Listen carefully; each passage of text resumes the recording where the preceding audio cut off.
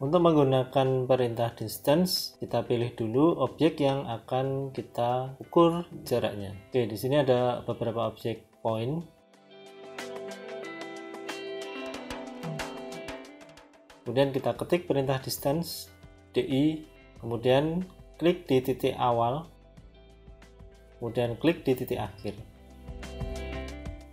Selanjutnya kita lihat pada command line, di situ ada informasi distance atau jarak, kemudian ada selisih jarak X, selisih jarak Y, dan Z.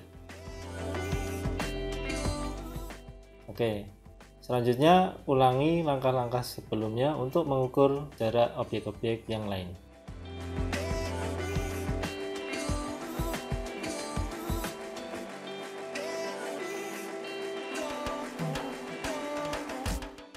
Untuk menggunakan perintah area, sebelumnya kita buat dulu objek bujur sangkar dengan ukuran 20 x 20, panjang 20, lebar 20. Oke, kemudian kita ketik perintah area. Selanjutnya pada command line kita lihat di situ ada pilihan objek, add area, atau subtract area. Di sini kita coba cara pertama, yaitu dengan mengklik pada keempat titik sudut objek bujur sangkar ini. Klik di titik pertama, klik titik kedua, klik titik ketiga, dan terakhir klik pada titik keempat. Kemudian tekan enter. Pada layar dan pada command line akan muncul besaran area dan keliling dari objek bujur sangkar ini. Berikutnya kita akan menggunakan perintah area dengan metode yang lain. Kita ulangi perintah area. Kemudian pada command line kita pilih objek atau ketik huruf O dan enter. Selanjutnya kita langsung pilih objek yang akan dihitung luasnya. Di sini objek bujur sangkar. Kita klik pada objek bujur sangkar, kemudian pada command line akan muncul nilai atau angka luasan dari bujur sangkar ini dan kelilingnya.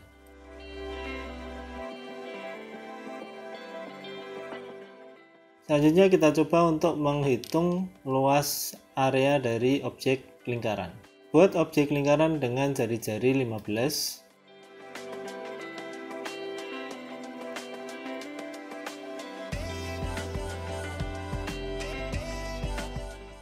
Kemudian ulangi perintah area. Selanjutnya pilih objek dan klik pada lingkaran.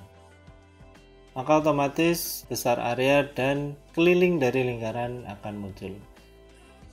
Selanjutnya kita akan mengukur luas dan keliling dari suatu lahan yang didapatkan dari hasil pengukuran. Di sini sudah ada titik-titik hasil pengukuran topografi. Yang akan kita hitung luasnya adalah 4 titik ini misalnya. Titik 1, 2, 3, dan 4. Gunakan perintah area. Klik pada titik pertama, titik kedua, titik ketiga, dan titik keempat.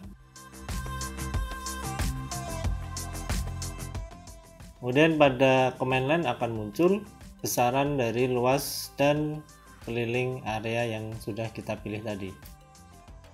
Perintah area ini juga bermanfaat untuk menghitung volume dari suatu objek.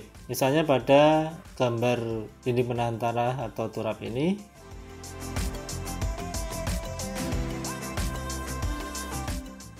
kita gunakan perintah area, kemudian kita pilih objek penampang dari dinding penahan tanah ini.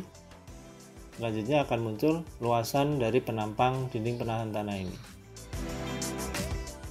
Tinggal dikalikan dengan panjangnya, maka akan ketemu volumenya.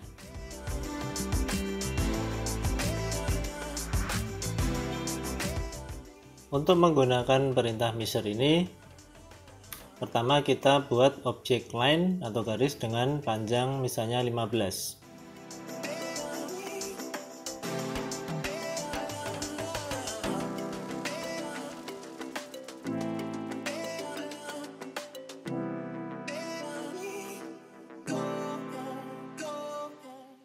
kita ukur sebentar dengan dimension.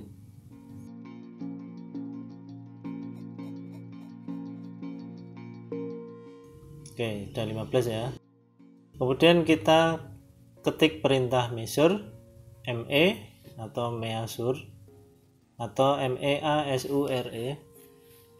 Kemudian tekan enter. Selanjutnya pilih objek. Di sini kita pilih objek garis dengan panjang 15 tadi. Kemudian perhatikan pada command line. Di situ kita diminta untuk menentukan panjang segmen pembagi dari objek garis ini. Misalnya kita ketik 6, kemudian tekan enter. Hasilnya seperti ini. Ada 2 poin atau titik yang muncul. Coba kita ukur.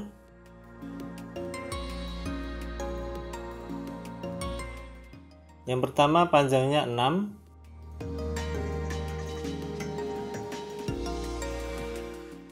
Yang kedua panjangnya 6 juga.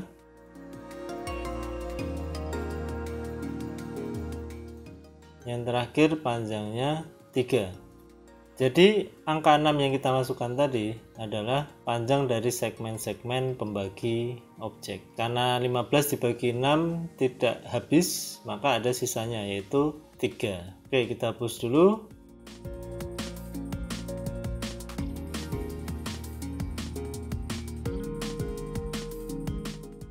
Ulangi tahapan perintah measure.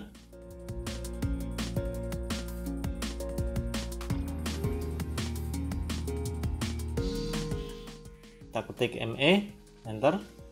Kita pilih objeknya yang akan dibagi. Kali ini kita klik pada sisi objek sebelah kiri.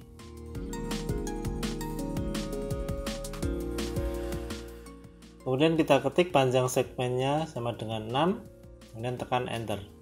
Kali ini posisi titik-titik yang muncul berbeda dengan yang cara pertama tadi. Sini panjang sebelah kiri 6, kemudian yang tengah 6, baru sisanya sebelah kanan adalah 3. Ini artinya di mana kita mengklik objek, di situ dianggap sebagai awal dari pembagian segmen. Oke, jadi ini bedanya ya, pembagian segmen pada perintah measure. Kemudian kita copy objek garis ini. Sekarang kita ulangi perintah measure dengan nilai segmen 4. Kita ketik ME, kemudian kita pilih objek garis. Kita ketik 4, kemudian enter. Dan kita ukur 4, 4. Kemudian sisanya di sebelah kiri adalah 3. Ini terjadi seperti ini karena kita tadi mengklik di posisi agak sebelah kanan dari garis. Sekarang kita copy objek line ini.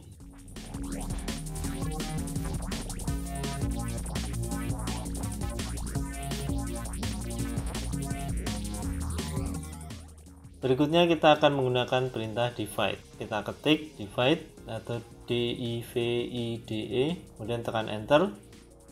Kemudian kita pilih objek yang akan di divide, yaitu garis ini.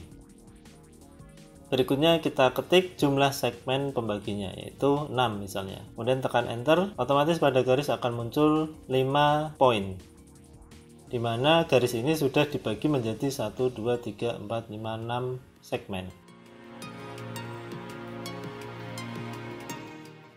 Oke, sekarang kita ukur panjang masing-masing segmennya, yaitu 2,5, 2,5, 2,5, 2,5, dan 2,5. Artinya pada perintah divide ini jumlah segmennya akan dibagi rata. Jadi pembaginya adalah jumlah segmennya, bukan panjang masing-masing segmen. Di sini ada 6 segmen dengan panjang masing-masing segmennya 2,5. Kita copy objek garis ini untuk latihan berikutnya. Kita ulangi lagi perintah divide. Kali ini dengan jumlah segmen 10. Divide, select objek garis, kemudian ketik 10, enter. Kemudian akan muncul 9 poin yang membagi garis ini menjadi 10 bagian sama panjang. Kita sudah tahu panjang masing-masing segmennya pasti 1,5.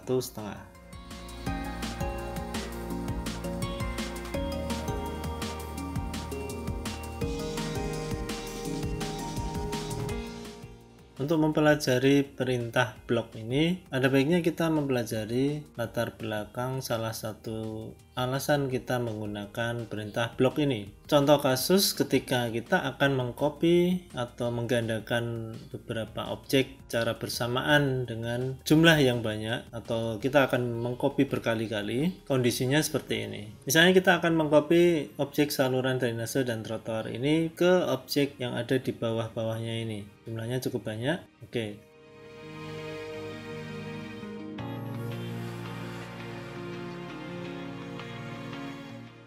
Dengan cara konvensional, kita akan menggunakan metode copy biasa, yaitu kita gunakan perintah copy, kemudian kita pilih objeknya, misalnya dengan window seperti ini, kemudian kita pilih titik acuan copy-nya, kemudian kita tempatkan secara manual satu persatu.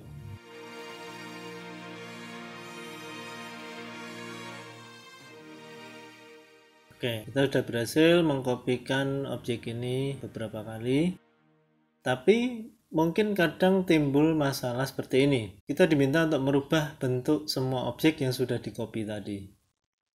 Padahal sudah terlanjur di-copy ini, ternyata ada perubahan bentuk, ada perubahan dimensi misalnya. Misalnya lebar saluran ini dari 82 cm dirubah menjadi 1 meter. Oke, satu objek sudah berhasil kita rubah lebarnya dari 82 cm menjadi 1 meter. Tapi malangnya kita harus merubah objek-objek yang sudah terlanjur di copy tadi itu secara manual juga dan satu persatu. Seperti ini. Tentunya cara ini akan cukup merepotkan dan tidak praktis, apalagi untuk pekerjaan copy yang jumlahnya cukup banyak. Di sini masih mending ya, cuman berapa ini? 1, 2, 3, 4 tadi.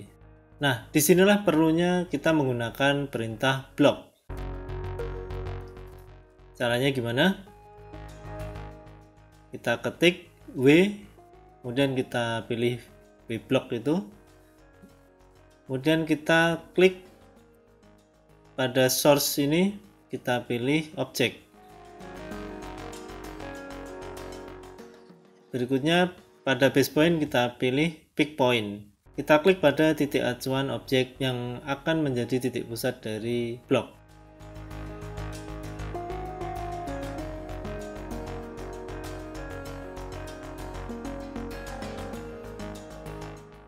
Selanjutnya kita pilih select object pada objek ini.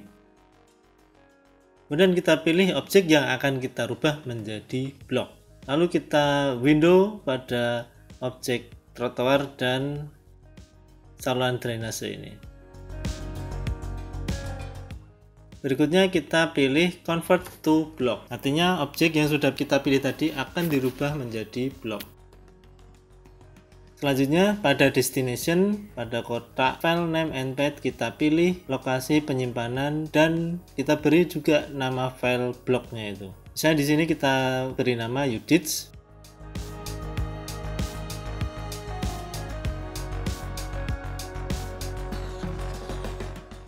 Dan kita klik OK.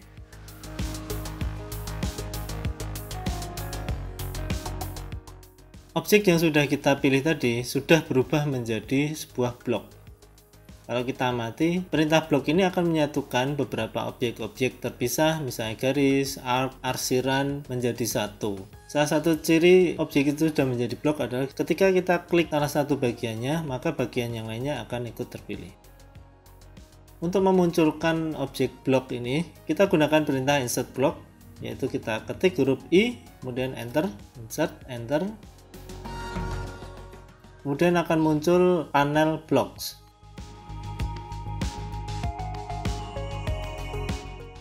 Di situ ada pilihan beberapa blok yang sudah kita buat.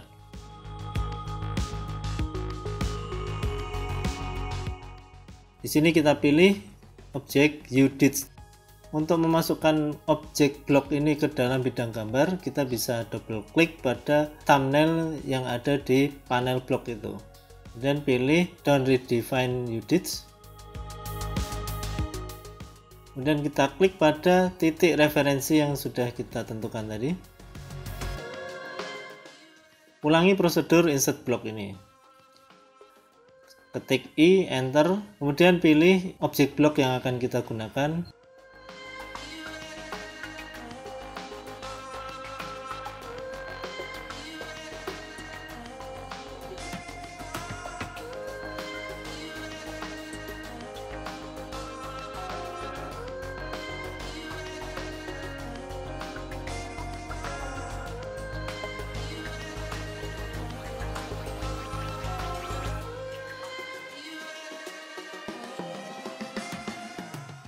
Ini seperti nggak ada bedanya dengan cara kita copy manual satu persatu tadi.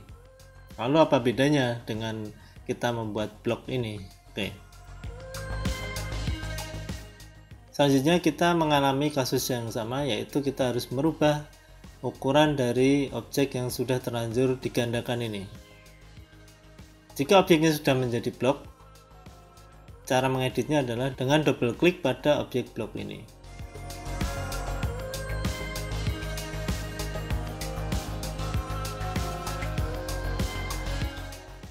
Pada edit block definition kita klik OK.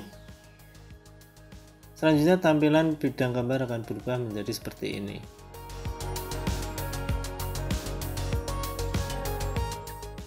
Di sini kita bisa langsung melakukan perubahan pada blok. Misalnya kita rubah lebar objeknya ini menjadi 1 meter.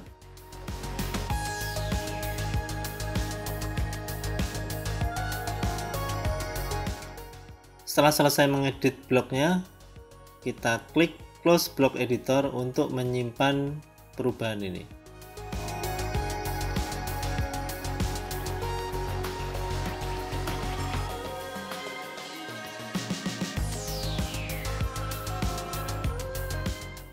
Jangan lupa klik save the change to UDIT.